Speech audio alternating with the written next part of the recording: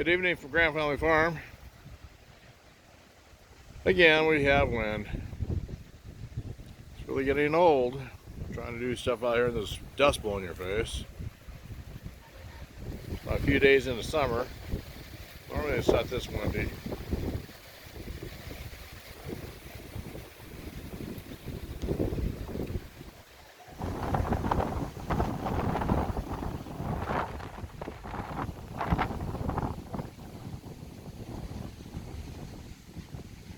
It's a beautiful day. Over here inside a car looking out the window.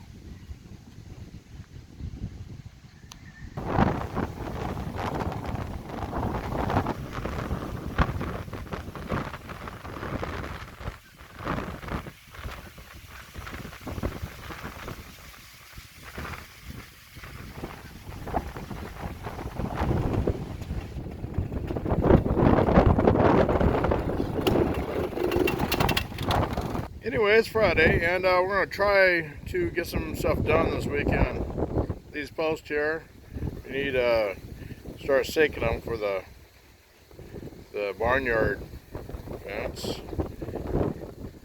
Need to get these mounds of dirt out of here and spread them across one of the pasture areas where it's low.